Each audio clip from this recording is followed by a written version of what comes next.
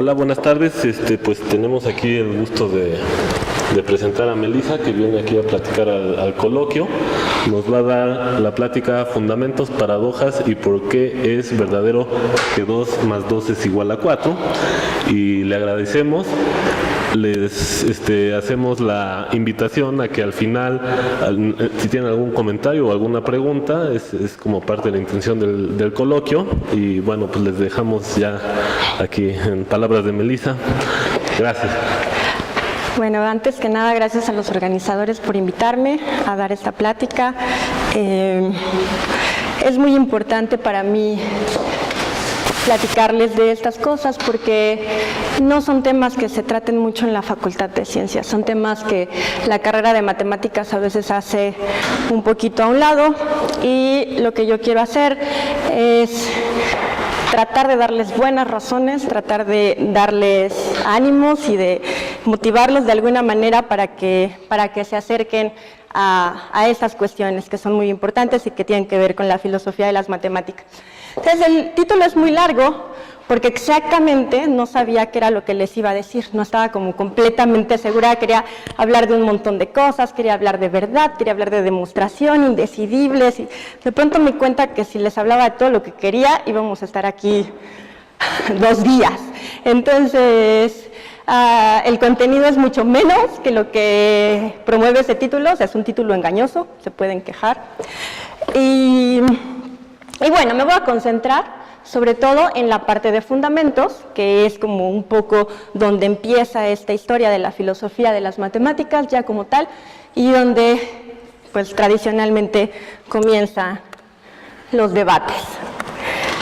Entonces, primero vamos a hablar un poquito de fundamentos, cómo los fundamentos nos llevaron a enterarnos de la existencia de las paradojas y cómo esto se refleja en lo que quiere decir una verdad matemática. ¿Qué quiere decir ser una verdad matemática? La segunda parte que quería abordar era la de práctica matemática, porque hay 2 formas, no 2, pero al menos 2 formas de hacer filosofía de las matemáticas, una que es la tradicional, que tiene que ver con estas discusiones de los fundamentos, y otra que es mucho más reciente, que se enfoca a la práctica matemática, ya no tanto a de qué hablan las matemáticas, sino a cómo se hacen las matemáticas. Esa es más reciente, es más moderna, es muy interesante, pero, de nuevo, solo tengo unos cuantos minutos, entonces es probable que no lleguemos a eso. Pero en cualquier caso, si a alguien le interesa, después le puedo dar bibliografía o por dónde empezar. Bueno, y el último punto que tengo aquí preparado es el mapa curricular, que no sé por qué no se queda aquí.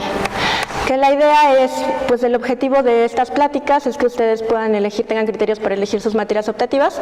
Entonces les voy a presentar un poco el mapa curricular de matemáticas y cómo darles algunas de lo que sería, según mi opinión, buena idea elegir como materias optativas si es que ustedes están interesados en filosofía de las matemáticas. Bueno, entonces, para empezar con los fundamentos, necesitamos revisar un poco de antecedentes históricos, que eso es muy importante, y después de los antecedentes históricos voy a ver lo que son las 3 escuelas de fundamentos más importantes que se consideran en los últimos siglos, que son el logicismo, el intuicionismo y el formalismo. La matemática que se hace ahorita, la que se hace aquí en la Facultad de Ciencias sobre todo, está muy motivada por el espíritu del formalismo, cuyo principal representante es Hilbert. Ahorita les voy a platicar de qué va la cosa y por qué la matemática se hace de esa forma, ¿no? Y qué otras opciones tendríamos, además de hacer matemáticas, si no nos dedicáramos a coleccionar axiomas, a aplicar reglas de inferencia y a sacar resultados de esos axiomas, que básicamente es lo que van a hacer mucho tiempo durante su carrera. Entonces, los antecedentes históricos, hay 2 grandes acontecimientos que motivan la búsqueda de los fundamentos. El primero es la aparición de las geometrías euclidianas y el segundo es el surgimiento del análisis matemático. Entonces, la aparición de las geometrías no euclidianas, además de mostrarnos que hay otras formas geométricas que podemos considerar y a pensar geométricamente de otra manera, incluso a pensar en el espacio de una forma distinta a como lo habíamos pensado hasta ahora, hacen una cosa más que es de gran importancia filosófica. Nos hacen preguntarnos qué quiere decir que un enunciado sea verdadero, qué quiere decir que un enunciado sea indubitable, qué quiere decir que sea evidente. o autoevidente, como hubiera dicho Euclides.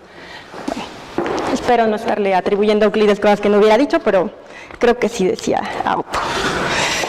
Entonces, vamos a ver estos dos acontecimientos históricos, cómo surgen las geometrías no euclidianas y cómo empieza el análisis y cómo traen problemas filosóficos muy importantes al debate. Entonces vamos a pensarlo en forma de preguntas. La filosofía se piensa prácticamente todo el tiempo en forma de preguntas. Entonces, empezamos por 3 preguntas fundamentales. O dicho de otra manera, ¿sobre qué hablan los enunciados de la matemática? Cuando yo veo en un enunciado de matemática, ¿de qué me está hablando? ¿Qué cosa está describiendo? ¿Qué cosa me está reportando acerca del mundo? La segunda pregunta es una que les encanta a las personas aquí hablar en el café de la facultad y todo el mundo tiene una opinión al respecto. Y es si las matemáticas se crean o se descubren. Están ahí y andamos por ahí haciendo investigación hasta que las vamos encontrando los enunciados que son verdaderos, o nos dedicamos a hacer ciertos aparatos teóricos que nos arrojan algo que es verdadero, pero verdadero en un sentido relativo. O sea, yo tengo que decir qué significa ser verdadero, ¿no? O sea, fíjense que responder a esa pregunta, se crean o se descubren, tiene detrás una cuestión muy importante que es, ¿la verdad matemática es objetiva o es subjetiva? Y las dos respuestas nos traen un montón de preguntas más a la mente. Si es subjetiva, ¿por qué 2 personas en diferentes partes del mundo llegan a los mismos resultados? Si es objetiva, entonces, ¿en virtud de qué existe? O sea, ¿cómo apareció ahí? O sea, ¿hay un Dios matemático o algo por el estilo que organiza el mundo de tal manera que vamos y encontramos ese orden cuando lo investigamos? Esa es como la pregunta, ¿no? Así se ve sencilla, pero tiene detrás un montón de matices filosóficos importantes. Y finalmente, relacionada con las 2 preguntas anteriores, está la pregunta de qué hace verdaderos a los enunciados matemáticos. ¿Qué quiero decir con qué hace verdaderos? Piensen en un enunciado no matemático. Vamos a pensar en el enunciado, la mesa está enfrente de mí. Y yo me refiero, digo, esa mesa, y apunto a la mesa, está enfrente de mí. ¿Qué hace? ¿Ese enunciado es verdadero o es falso? Es verdadero, ¿no? ¿Qué hace verdad al enunciado? Llévatelo, ven. ¿Las pruebas lo hacen verdadero? Porque un contraejemplo lo puedes desmentir. Vamos a hacer un ejercicio mental. Piensa que yo salgo y me encuentro una persona que va pasando ahí por el metro y le digo, oye, el enunciado, esa mesa está enfrente de mí, es verdadero. La persona me cree, ¿no? Porque está viendo a la mesa y la mesa está enfrente de mí. Si alguien no ha estudiado matemáticas o no ha estudiado física como ustedes, lo último que se le ocurre, o sea, no me imagino cómo se le vendría a la mente que son las pruebas que le pueda dar de eso lo que hace verdadero al enunciado. ¿Qué hace verdadero al enunciado? ¿Por qué es verdadero?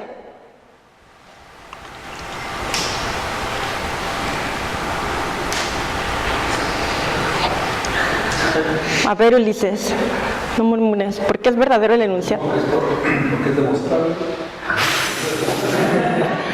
Por eso me voy, por eso. No, lo hace verdadero la mesa, las relaciones que yo mantengo con la mesa. O sea, el enunciado lo podemos pensar entrecomillado para pensar en el enunciado como tal. El enunciado, esa mesa está enfrente de mí, es verdadero. ¿Por qué? Porque esta mesa, sin comillas, está enfrente de mí. Porque las relaciones que hay entre la mesa y yo satisfacen lo que quiere decir estar enfrente de mí. ¿Sí o no? Es que es tan simple que no se nos viene a la cabeza, pero en realidad eso es la definición de verdad de Tarski. O sea, en realidad eso es lo que dice Tarski que significa ser verdadero. La oración, la nieve es blanca, entrecomillada, el enunciado es verdadero, en virtud de que haya algo que es la nieve que tiene la propiedad de ser blanco. Y nada más, o sea, eso es lo que hace verdadero al enunciado. Pero si se fijan, cuando hablamos de enunciados matemáticos, y yo les digo, 2 es el menor de los números primos, pues volvemos a hacer la pregunta, ¿qué hace verdadero ese enunciado? Y entonces mi primera intuición es decir, pues igual que la mesa, el 2. El 2 estando en la relación correcta con el resto de los números, de tal suerte que es el menor de los números primos. Esa es la manera como más natural, sin toda la teoría matemática encima, de explicar qué hace verdadero un enunciado. Pero obviamente hay una razón por la cual ustedes, dos en particular, contestaron que lo que lo hace verdadero es la demostración. Y eso tiene que ver con cómo terminamos siendo formalistas todos en esta facultad. Bueno, yo no, pero casi todos los demás sí. Entonces, eso fue más o menos el sketch de la plática, y lo que vamos a hacer es ahorita ver rápido. Yo soy muy mala para las fechas, tengo mala memoria y así, entonces voy a tener que leer un poco. Pero empezamos con el asunto de la crisis de los fundamentos, primero por este evento que les decía de las geometrías no euclidianas. Entonces ahí están los elementos de Euclides, es una colección de 13 libros en los que Euclides presenta las bases de la geometría, como se veía hasta ese momento. Es como la primera obra donde se formaliza una teoría matemática, de tal forma que se diga, mira, estos enunciados son básicos y estos de acá se deducen de alguna forma de los primeros, ¿no? Entonces ya así como estructurado, como lo conocemos hoy en día, como entendemos una teoría matemática, esta es la primera. Entonces los elementos de Euclides parten de 5 nociones comunes y de 5 postulados. Las nociones comunes, pues como su nombre lo dice, son cosas que todos parece que estaríamos de acuerdo. Los 5 postulados, como normalmente se presentan, son como verdades que no son cuestionables, son verdades que son evidentes. Entonces resulta que es evidente que por cualesquiera 2 puntos pasa una línea recta, que un segmento de línea recta se puede extender indefinidamente, que dado un segmento de recta puede dibujarse una circunferencia que tenga al segmento como radio, con círculo, digo, con centro en cualquier punto del espacio euclidiano, que los ángulos rectos son iguales entre sí, y el último y más controvertido axioma, que es que por un punto exterior a una recta se puede trazar una única paralela. Bueno, hasta ese momento nadie protestaba, la gente decía que sí, que efectivamente eran autoevidentes, que no había manera de cuestionarlos, que no podían estar equivocados esos enunciados, pero a alguien no le parecía tan evidente el quinto postulado, no le parecía tan evidente que dado un punto de una recta siempre hubiera una línea paralela que pasara por ahí. Entonces ese alguien que no le pareció que era tan evidente, lo que intentó hacer era demostrarlo. O sea, lo primero que tratan de hacer con el quinto postulado es probarlo a partir de los anteriores. La noción de axioma ha cambiado a lo largo de los tiempos muchísimo, pero una cosa que tiene como en común, como se entendía en la antigüedad y como se entiende ahora, es que los axiomas no se demuestran a partir de otras proposiciones. Otras proposiciones se demuestran a partir de los axiomas, pero no al revés, son como primitivos, ¿no? Entonces, bueno, se trataba, como que la primera duda, por lo que no sonaba tan evidente, es que a lo mejor se deduce de los otros 4. A lo mejor haciendo como las combinaciones necesarias entre los otros 4 enunciados, llegamos a la demostración, que en ese momento significaba algo un poco diferente que ahora, del quinto postulado de Euclides. Entonces, mientras trataban de demostrarlo, pues descubrieron que de hecho no. O sea, que de hecho tú puedes crear geometrías en las cuales el quinto postulado es falso, pero que son consistentes, es decir, que no guardan contradicciones. Bueno, eso es los trabajos de Lobachevsky, de Gauss y de Riemann, que dieron lugar a nuevas geometrías, ¿no? Geometrías donde ya se entendía todo completamente diferente, en donde no se satisfacía el quinto postulado. Y entonces viene esta pregunta, que es ¿cómo sabemos? Bueno, ya, hay un montón de geometrías, está bien, son consistentes, son teorías que nos dicen diferentes cosas, que arrojan diferentes enunciados, pero ¿cómo sabemos cuál es la buena? ¿Cómo de nuevo? Volvemos a la mesa, ¿no? Bueno, es que ahí está la mesa. O sea, no, bueno, o sea, alguien se puede poner ya muy necio y decir, no, te la estás no, es una alucinación colectiva y estamos en la Matrix y en realidad no hay tal mesa, te la estás imaginando, entonces no puedes decir que el enunciado es verdadero en virtud de que está la mesa porque no puedes demostrar que está la mesa. Está bien, pero yo no hablo con gente loca, entonces, pues nada más me iría. Está la mesa hace verdadero al enunciado, Ese es solamente un enunciado. Las matemáticas son sistemas completos que tienen un montón de enunciados. En particular, la geometría euclidiana es un sistema que tiene un montón de enunciados y las no euclidianas son otros sistemas, cada uno con su montón de enunciados. ¿Cuál de ellas es la buena? Y entonces uno dice, bueno, para empezar, ¿qué quieres decir con la buena, no? O sea, ¿cómo te contesto cuál es la buena? Pues, si me dices, la buena es la que sea consistente, todas esas son consistentes. Pero, pues como la gente de antes era más sencilla y apelaba a sus intuiciones naturales, pensaban que una cosa en la cual se podía responder esa pregunta era el espacio. La buena es la que describa el espacio tal y como este es. Entonces, por mucho tiempo se pensó que el espacio respondía a la geometría euclidiana, o sea, que el espacio era euclidiano. ¿Y qué creen ustedes? ¿Que tenían razón o que se equivocaron? ¿O alguien lo sabe a ciencia cierta? Si eso es verdadero, que el espacio es euclidiano. ¿Saben si es? O sea, pueden hacer el ejercicio mental de pensar, ¿qué pasará si tomo una recta y luego agarro un punto y paso una recta, paso todas las posibles rectas que puedo pasar por ese punto? ¿Existirá una y solo una de ellas tal que sea paralela? Bueno, es que nuestra escala parece euclidiana, pero más grande podría ser. Exacto. Aparentemente sí es, y mucho tiempo lo creyeron, pero hacia 1920, después de que surge la geometría riemanniana, Einstein aborda en su teoría de la relatividad general, porque hay una particular y una general, por ahí hay unos físicos, entonces si digo cualquier barbaridad me paran. Y lo que trataba de describir, o sea, él estaba estudiando esta cuestión de cómo es la geometría, la estructura geométrica del universo. Entonces, en ella muestra cómo la geometría del espacio-tiempo tiene curvatura, que es precisamente lo que se observa como campo gravitatorio y cómo, bajo la acción de la gravedad, los cuerpos siguen las líneas más rectas posibles dentro de dicha geometría, líneas que se denominan geodésicas, ¿no? Y tiene que ver con este asunto, ¿no? La relatividad es una teoría que está motivada por describir fenómenos a gran escala, por describir fenómenos muy grandes.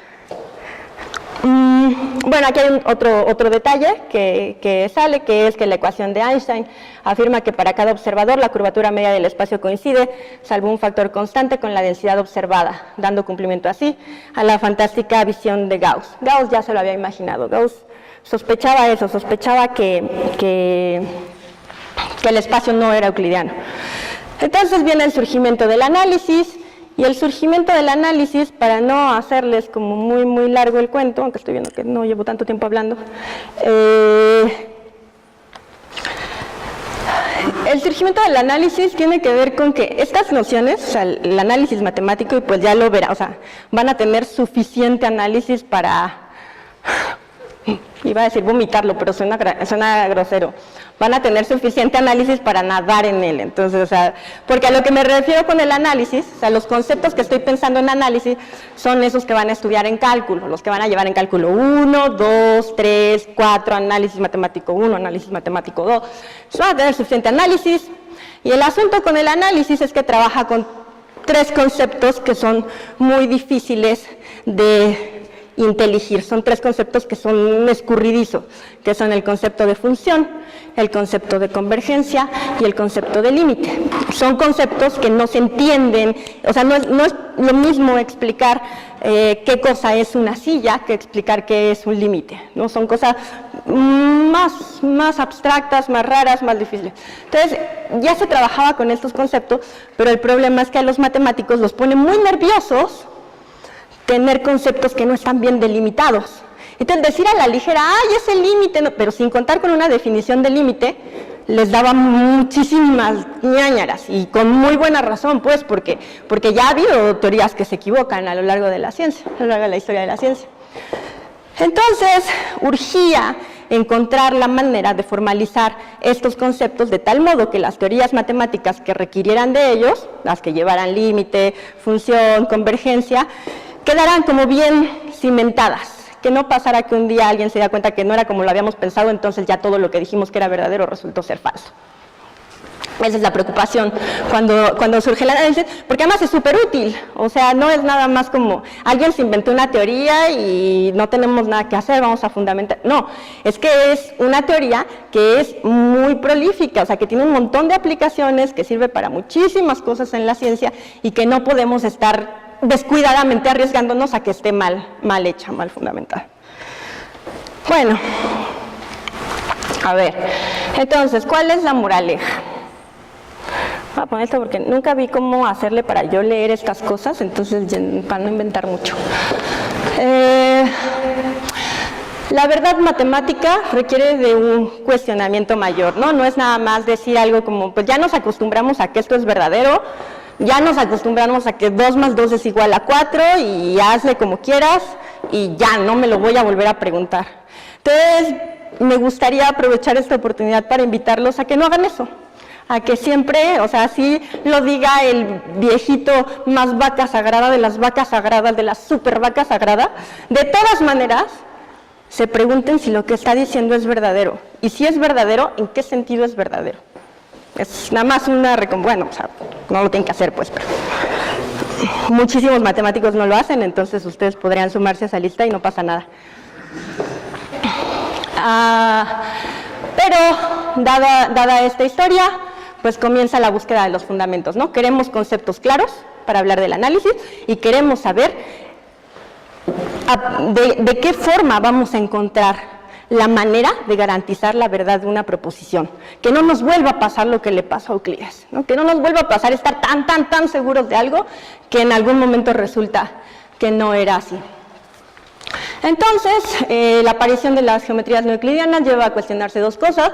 Uno, cómo verificamos la verdad de las proposiciones, en particular de los axiomas, porque podemos verificarlas de las otras proposiciones a partir de los axiomas y confiando en nuestro sistema lógico y las reglas de deducción. Pero la de los axiomas, o sea, ¿cómo sabemos por dónde empezar?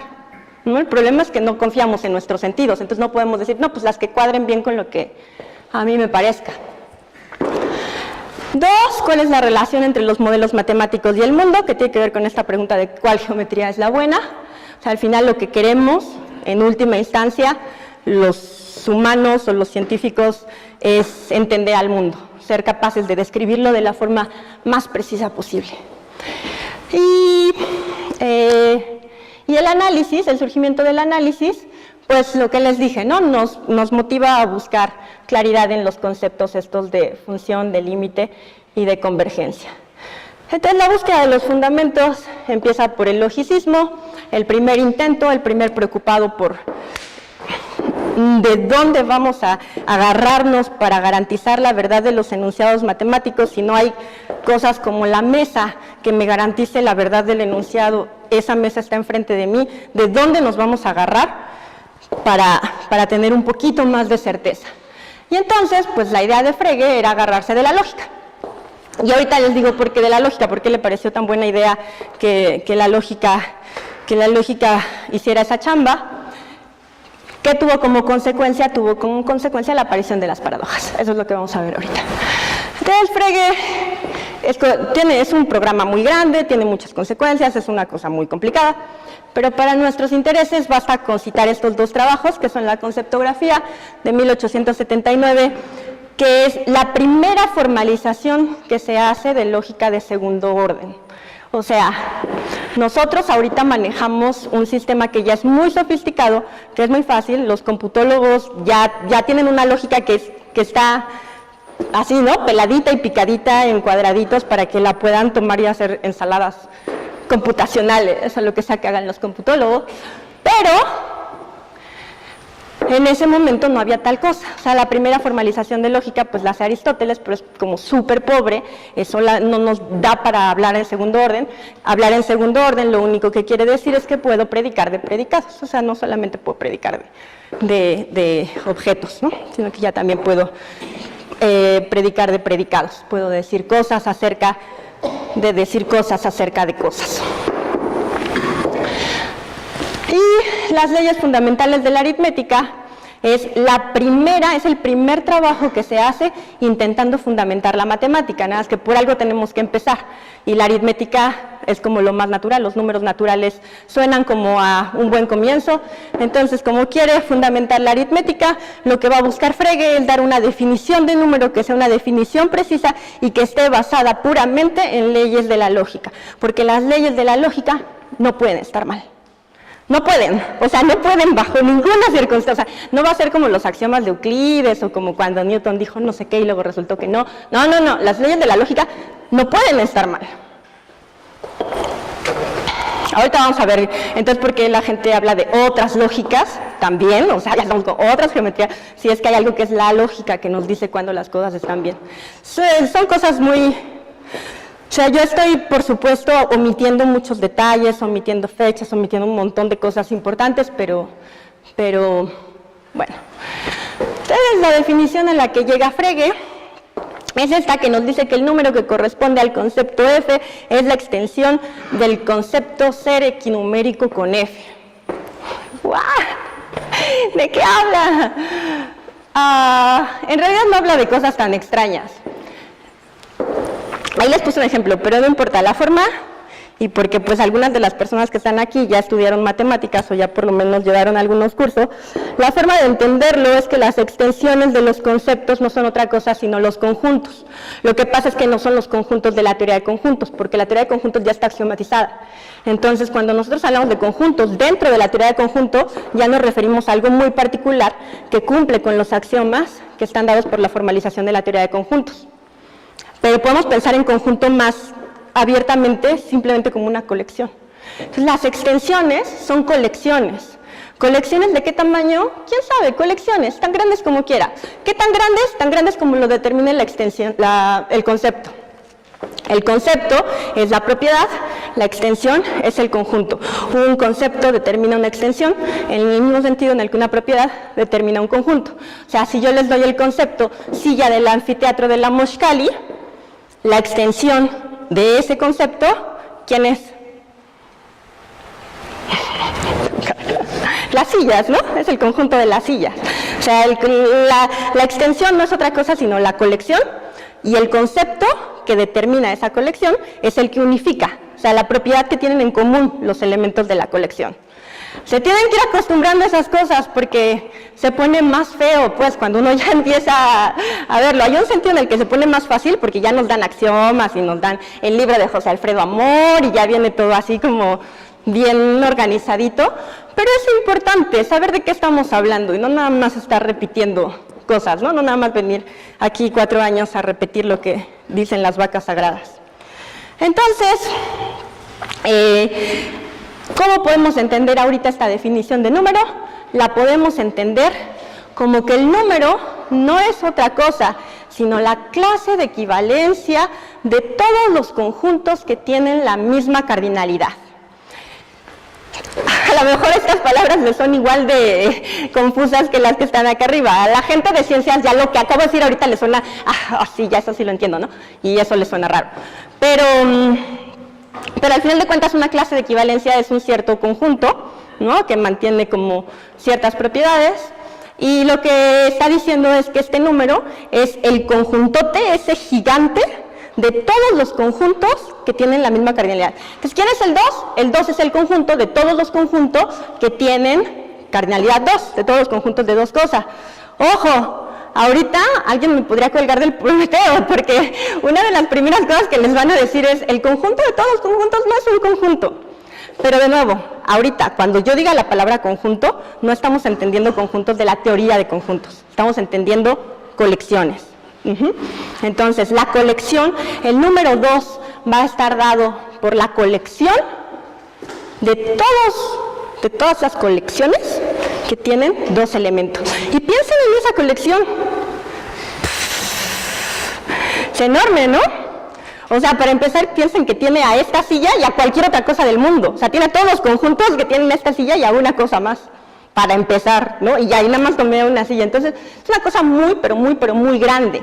Ese es el problema. El problema es que si nos quedamos en el programa de Frege, Frege nos permite con este sistema hablar de cosas muy grandes y las cosas muy grandes nos llevan a paradojas. Necesitamos tener controlado el dominio de cosas de las cuales podemos hablar para evitar caer en paradojas. Entonces, lo que lleva a Frege a la paradoja es esta ley, que es la ley que nos dice que el conjunto de las Fs, el conjunto de las zetas que son F va a ser igual al conjunto de las zetas que son G, y de nuevo, son conjuntos no de la teoría de conjuntos. O sea, le puse esas llavecitas pues para que se vayan familiarizando con el lenguaje, pero las llavecitas ni al caso, o sea, no existían entonces, no había teoría de conjuntos como la que tenemos ahorita aquí, no son conjuntos de la teoría, son colecciones. Entonces, la colección de todos los zetas que son F es igual a la colección de todos los zetas que son G, sí, solo sí.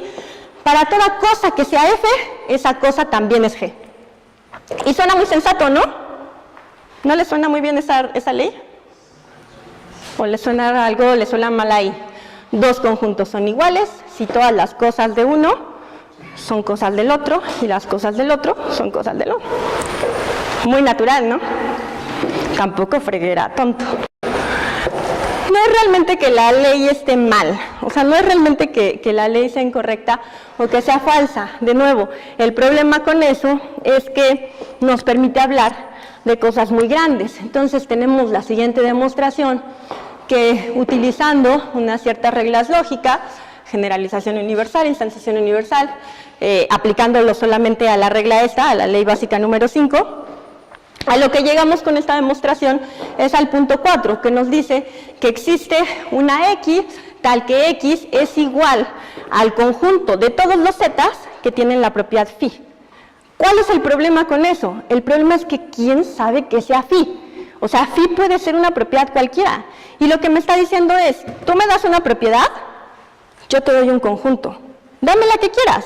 Y qué bueno que me hiciste esa cara, porque de hecho lo hablamos mucho el semestre pasado, ¿no? Se los dije muchas veces. Todo conjunto está determinado por una propiedad, pero no toda propiedad determina un conjunto. Y eso es lo que decía Frege. Toda propiedad, la que quieras, la phi que se te dé la gana, va a determinar la existencia de esta X. Es decir, del conjunto de todos los que tienen la propiedad. Entonces vamos a pensar en propiedades. ¿Qué propiedades podrían tener? Vamos a pensar en esa propiedad como phi. La propiedad de no pertenecerse a sí mismo. ¿Le suena?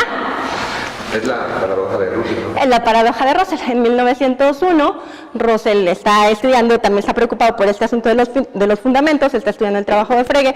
1902 le mandó una carta a Frege en el cual le hace ver que dada esta demostración y la proposición 4 como conclusión, se sigue como consecuencia que cualquier propiedad puede determinar clases y que entonces una propiedad como esta debería de determinar una clase. ¿Cuál es el problema con esa propiedad? Efectivamente nos lleva a la paradoja de Russell. La pregunta es, o sea, dada esa proposición, ya está la proposición, ¿no? La proposición es R es la clase o la colección de todas las X, tales que X no se pertenecen a sí mismas. Abusando otra vez un poquito de la teoría de conjuntos que ahorita sí ya nos permite hablar bien de esas cosas. ¿Cuál es la cosa? La pregunta es... Ay, organizadores, sus plumones no pintan. Sí se ve, ¿no? La pregunta es si ese conjunto, si esa clase de cosas pertenece a esa clase de cosas. ¿Cuál es la respuesta? Sí, no, al mismo tiempo. Sí, no, al mismo tiempo. Entonces, recuerden que todo esto se trata de proposiciones. Si yo afirmo esto de acá, quiere decir que si pertenece ahí, satisface la condición. O sea, si R está en este conjunto, tiene que satisfacer, recuerden, tiene que estar determinada esa extensión por el concepto es no pertenecerse a sí mismo. Pues la conclusión es que R no se pertenece a R, ¿no? No pertenece a R, porque esa es lo que determina el conjunto. Bueno, entonces, si R está en R, llegamos a que R no está en R. Y si R no está en R, ¿qué pasa? Cumple la propiedad, ¿no? Y cumplir la propiedad le da derecho de entrar al conjunto. Como cumple la propiedad, está en R, ¿cierto? Entonces partimos de la afirmación, llegamos a una contradicción, partimos de la negación, llegamos a una contradicción, ahí aparecen las paradojas. De nuevo, ya estoy usando ahorita cosas muy sofisticadas para esos tiempos, esto es pues una cosa larga, la lógica que se usa es muy complicada. Russell trata de formalizar, también de hacer su propia formalización de la lógica con la teoría de tipos. El Principia Mathematica es una cosa dificilísima de leer, pero pues ahorita ya lo puedo escribir así de fácil porque estoy utilizando a lo que Hilbert le llamó el paraíso que Cantor creó para nosotros, del que nadie podrá expulsarnos. Entonces vamos a responder las preguntas fundamentales. Preguntas fundamentales desde el logicismo. ¿De qué hablan los enunciados de la matemática? Pues en realidad son enunciados lógicos, hablan sobre verdades lógicas que son necesarias y universales. Lo que hizo Frege fue definir a número en términos puramente lógicos, y como la lógica se conoce a priori, es decir, no hay que ir a la experiencia como en el caso de la mesa, es más segura, no me voy a equivocar. O sea, yo me podría equivocar con la mesa, pero no me puedo equivocar con algo que sé antes de la experiencia, si es que ya tengo ese conocimiento previo a la experiencia. Segunda pregunta, ¿las matemáticas se crean o se descubren? ¿Qué creen que diría el logicista? ¿Se crean o se descubren? Recuerden, ¿qué son las matemáticas? Lógica. ¿Se crean o se descubren? ¿Alguien dijo se crean? ¿Te parece que piensan que se crean?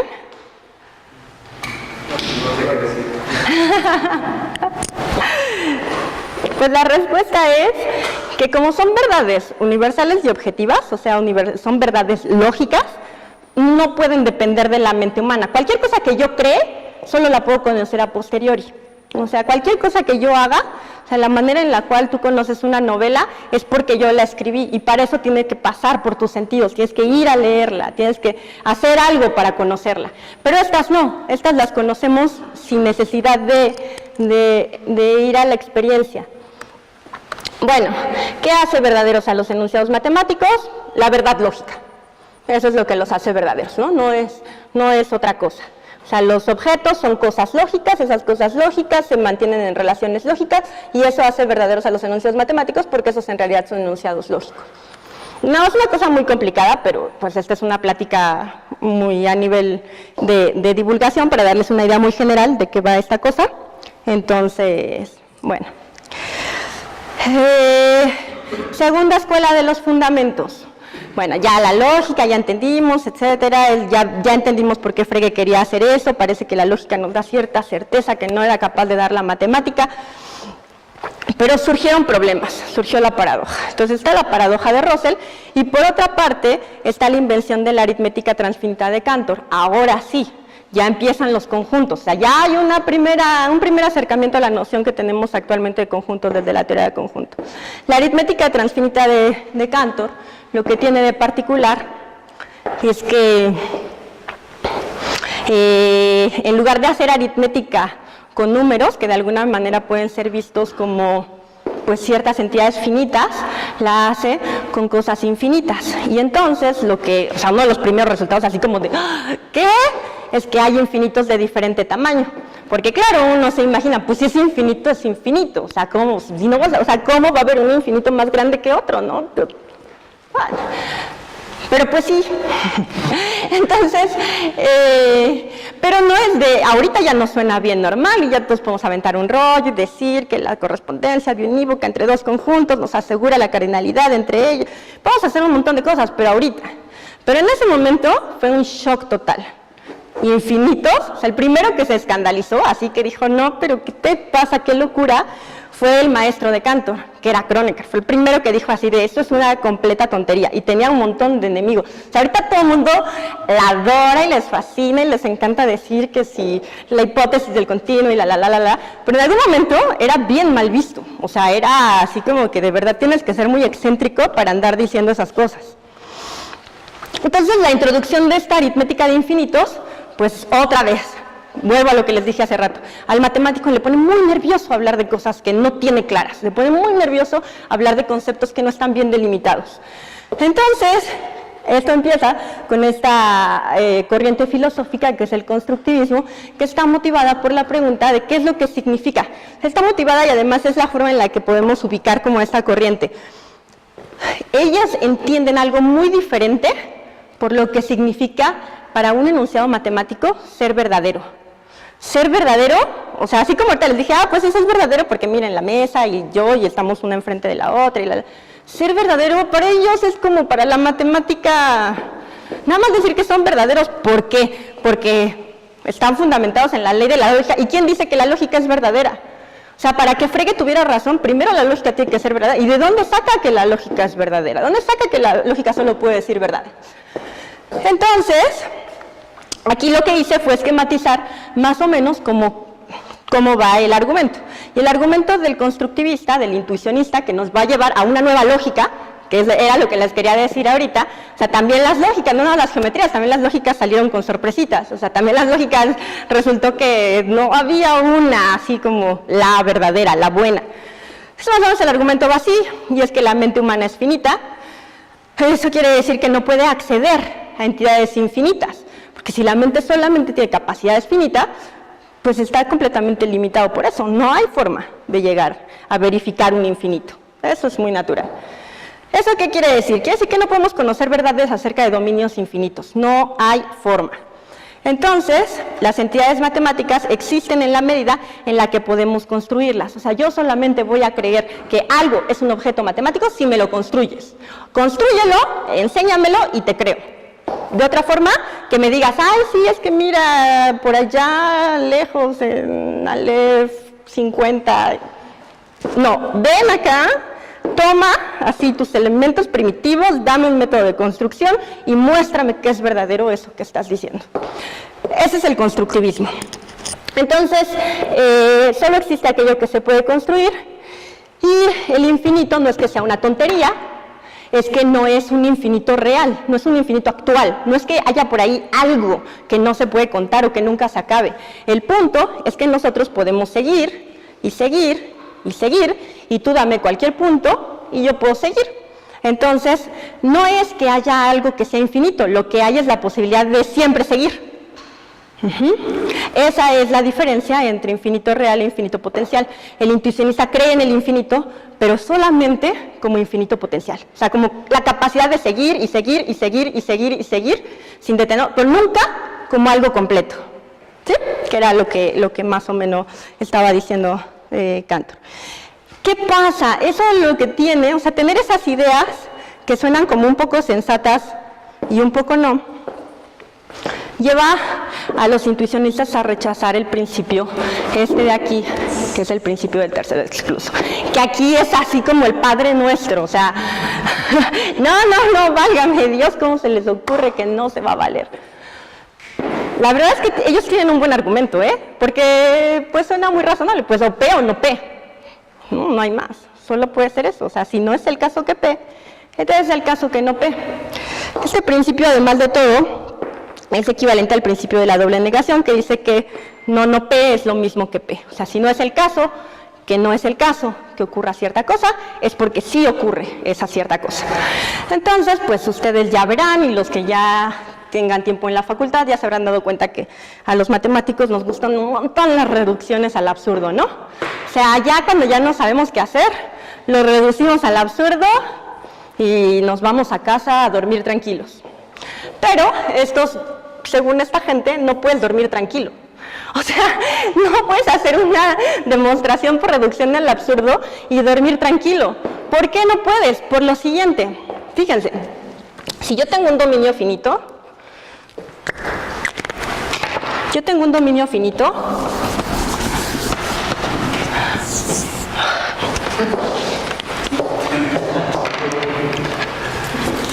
o sea, tengo tantas cosas importantes que decir y voy a llevar...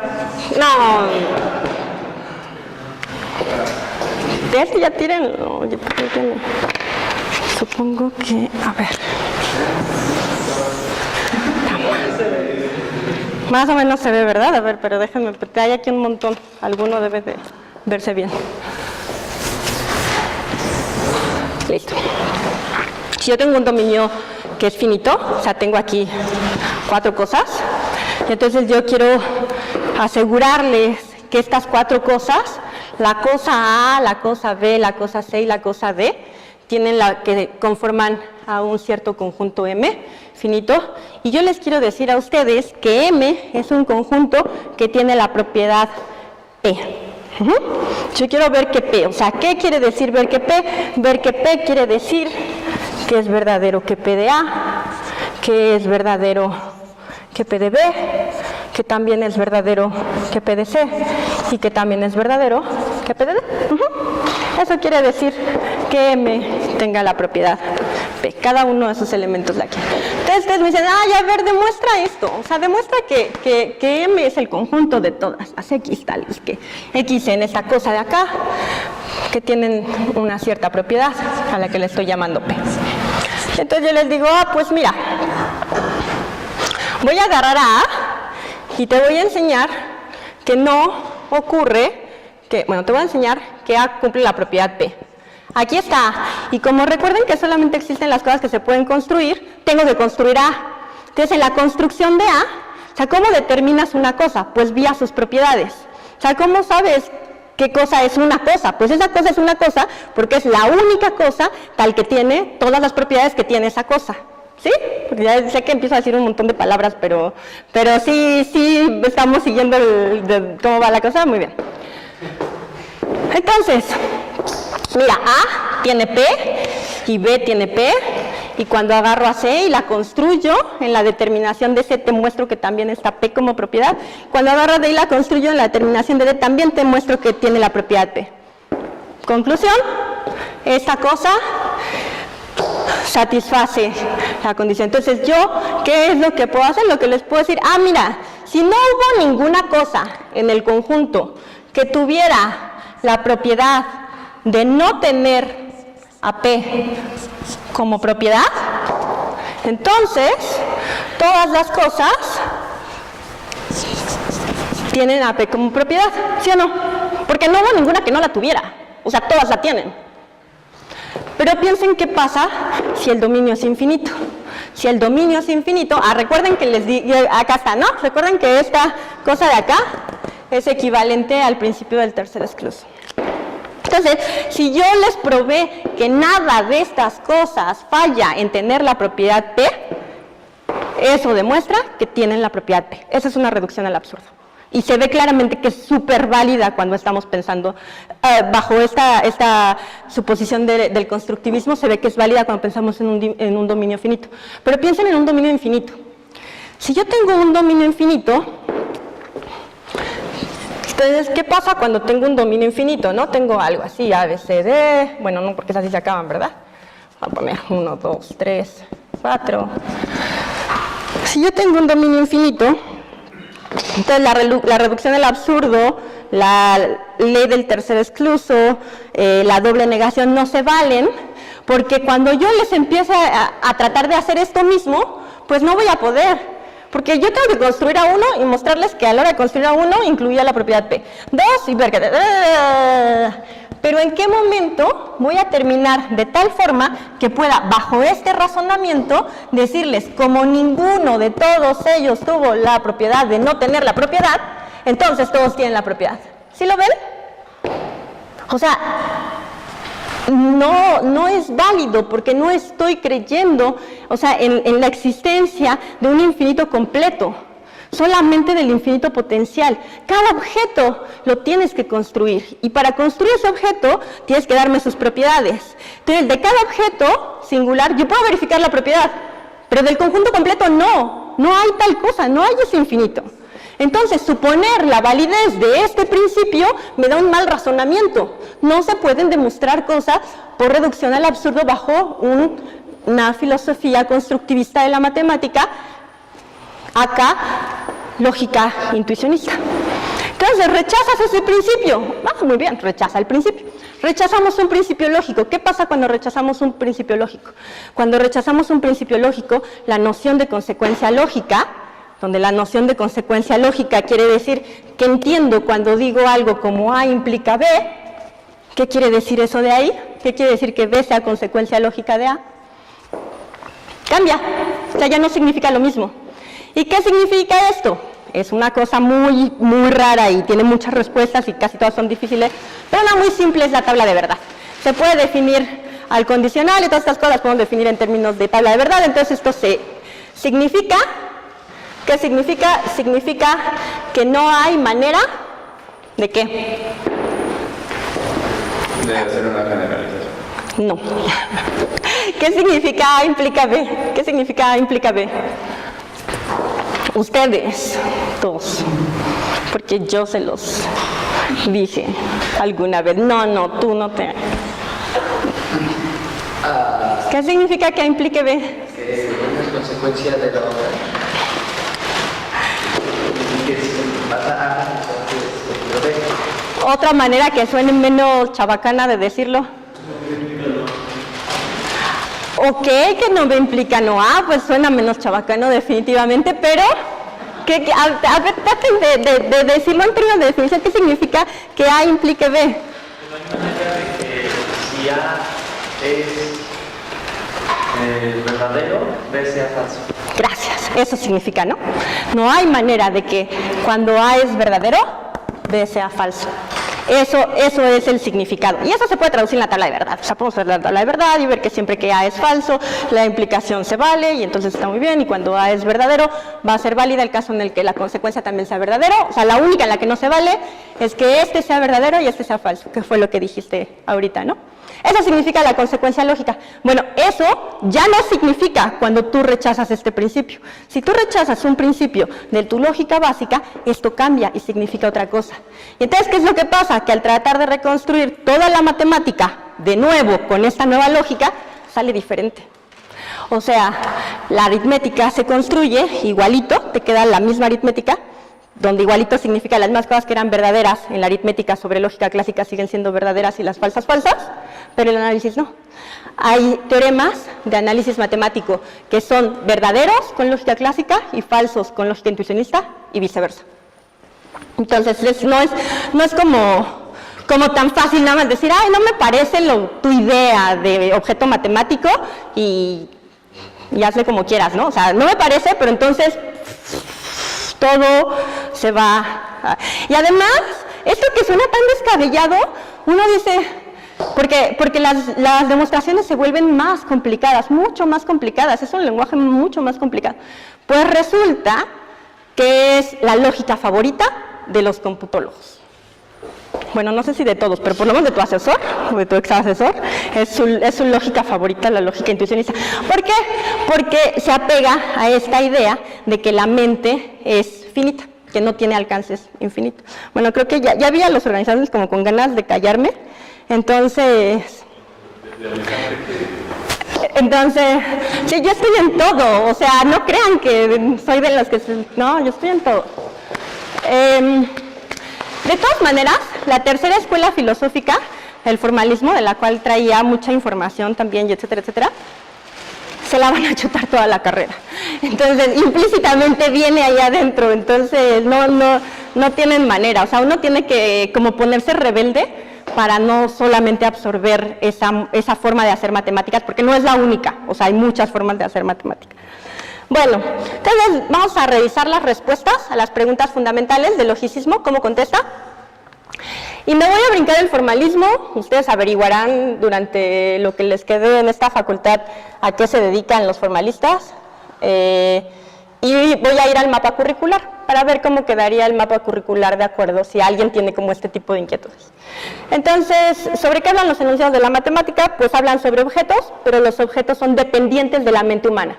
Recuerden, solo existe lo que puedo construir. ¿Se crean o se descubren? Yo le digo que ahora sí está más claro, ¿no? ¿Se crean o se descubren? Se crean, ¿verdad? Porque solamente existe lo que se puede construir, o sea, se construyen. ¿Y qué hace verdaderos a los enunciados de la matemática? Ya no puede ser la lógica, porque ya ni siquiera le compraron la lógica clásica a Frege. No digas lo que sea. Bueno, está bien, porque así por lo menos alguien me contesta, pero... ¿Qué hace verdaderos a los enunciados de la matemática?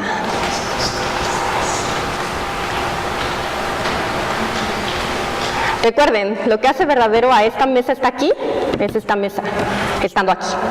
¿Qué hace verdaderos a los enunciados de la matemática bajo el razonamiento intuicionista? Pues los mismos enunciados. Lo que los hacen verdaderos son los objetos, pero los objetos son los objetos que se construyen. Y son los objetos dentro de esta lógica, que es la lógica intuicionista, que es la única que es segura, porque recuerden que no creemos que haya tal cosa como un infinito real. Entonces, lo que las hace verdaderos son estos objetos que son construidos y la lógica que gobierna su comportamiento, que es la lógica intuicionista. Entonces, pues ya no vamos a ver esto, pero aquí hay un gran experto en la facultad, en Hilbert, que es Carlos Torres. Y bueno, eso solamente les había hecho la paradoja en otro clásico, que es la del barbero,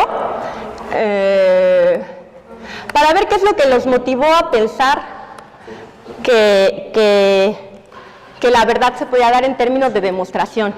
La conclusión del formalismo, nada más voy a leer la conclusión, es que la verdad de una proposición matemática está dada no por su contenido, sino por las relaciones sintácticas que ésta mantiene con el sistema que la contiene. Dada una proposición en un sistema, P va a ser verdadera si el sistema donde está P es un sistema consistente, o sea, si es un sistema que no tiene contradicciones. ¿Qué justifica la verdad de P?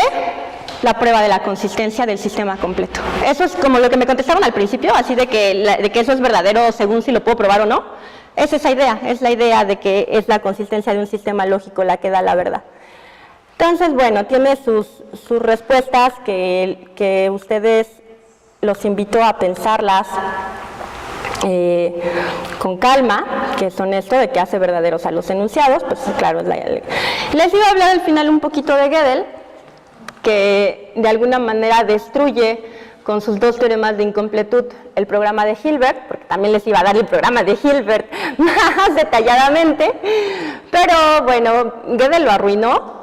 Y algo muy lindo, pero muy lindo, que sí les quiero decir, que no me quiero ir sin decírselos porque es una cosa muy, muy importante, es que lo que Gödel prueba con su primer teorema de incompletud, él construye esta oración, que es la oración G, que dice de sí misma que no puede demostrarse en el sistema. Entonces, esa oración, a ver rápido, porque es que esos organizadores son súper represivos, entonces siento así su mirada de odio de que ya me apuré. Entonces, nada más una pregunta rápida para ustedes. ¿Les suena verdadera o falsa esa oración?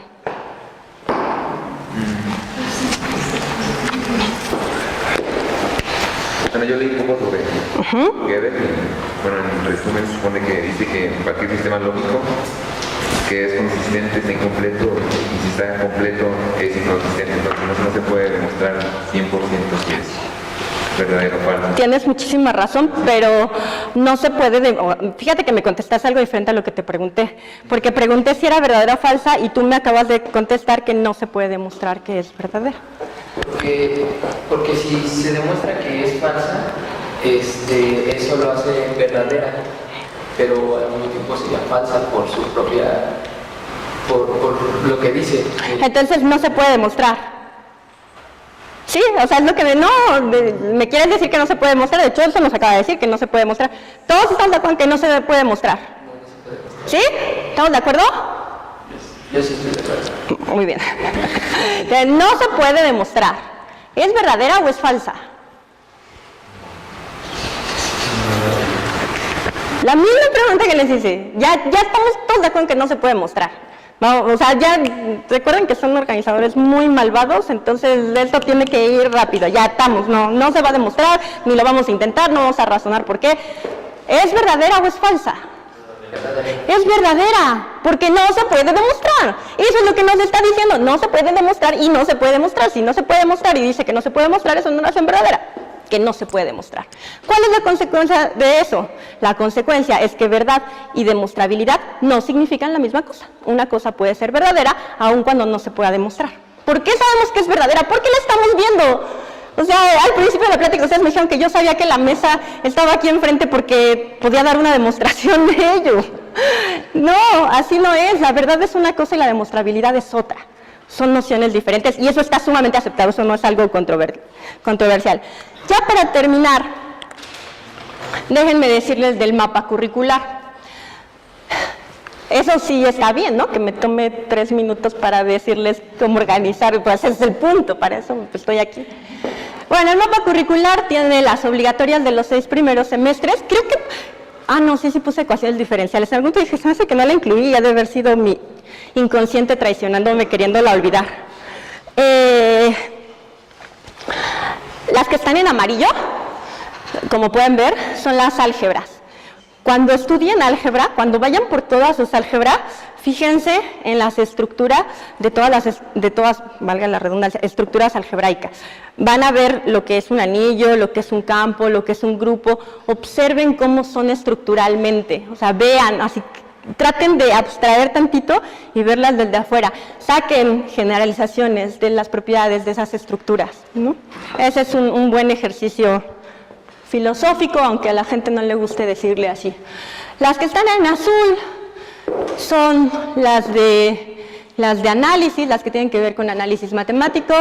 Entonces, yo lo que quisiera es pedirles o sugerirles, recomendarles, es que cuando tomen esas en azul, piensen, se fijen en esos conceptos que les dije, en función, convergencia, límite, ¿no? Y piensen cómo sería si no se los estuvieran definiendo con épsilons y deltas, si tuvieran que trabajar con un límite sin una definición tan clara y tan precisa como la que tenemos en términos de épsilons y deltas. Y las verdes son geometrías. El razonamiento geométrico, según yo, a pesar de que también es matemático, es muy diferente, no solo según yo, del razonamiento algebraico o del aritmético. Entonces, ya por último, para las optativas, las dividí en dos grupos. Una son materias que pueden elegir con miras a que las diferentes metodologías de estas distintas ramas de la matemática les pueden dar una perspectiva sobre diferentes razonamientos matemáticos. Es muy diferente pensar álgebra a pensar geometría, es muy diferente pensar, bueno, topología no es tan diferente, por ejemplo, a pensar geometría, no sé, para algunos sí, para mí era como pensar álgebra y geometría. Pero son cosas que les van a dar una muy buena perspectiva matemática, ¿no? Todas las de la primera fila.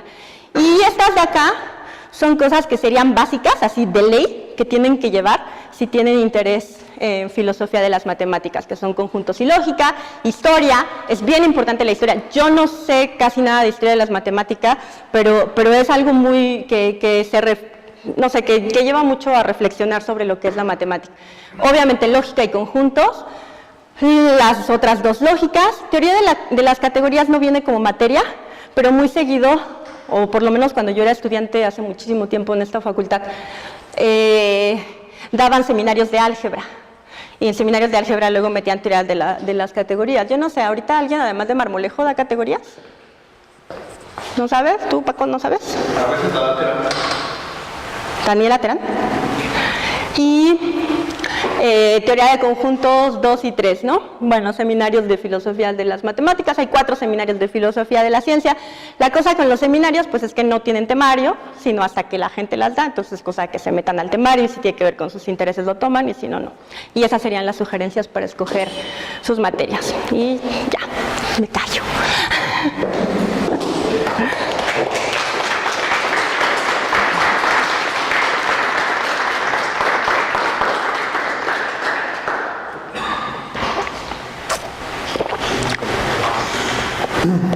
¿Alguien tiene alguna pregunta, algún comentario, alguna sugerencia?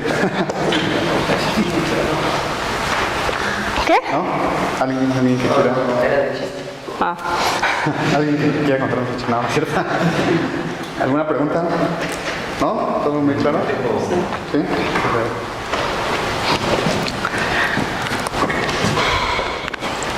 Bueno, ¿y tú cuál crees que es la filosofía de la matemática correcta? ¿El constructivismo, el formalismo? O...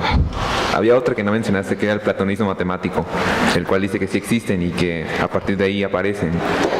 ¿Cuál es en tu opinión cuál es en la que crees que es correcta? Las dos cosas que mencionas, o sea, mencionaste dos tipos de cosas, mencionaste el platonismo y mencionaste el intuicionismo, el formalismo y el logicismo. Estas tres cosas, o sea, los tres, a lo que se refieren, intuicionismo, formalismo y logicismo, son escuelas de fundamentos, es una tradición que se dedicó a buscar el fundamento de la matemática por una cierta línea. El platonismo es una postura que que tomas tú hacia los objetos. O sea, tú puedes ser platonista y puedes ser formalista, aunque es un poco más difícil de defender. Puedes ser platonista y puedes ser logicista. O sea, puedes ser platonista ¿en qué sentido? En el sentido de que tú dices, los objetos matemáticos existen, son objetivos e independientes de la mente humana. Eso es lo que es ser platonista, creer en la existencia de esos objetos. Y ya después tomas uno de esos caminos para explicar y buscar el fundamento en una teoría matemática que defienda la existencia de esos objetos. Entonces, platonista, yo soy súper platonista, o sea, soy así como lo más platonista que te puedas imaginar, que en realidad no es otra cosa que ser realista ante la existencia matemática. O sea, creo en la realidad, creo firmemente en la realidad objetiva, en la realidad matemática objetiva, pero las otras cosas que mencionaste son más bien como formas de abordarlo, es un poco independiente.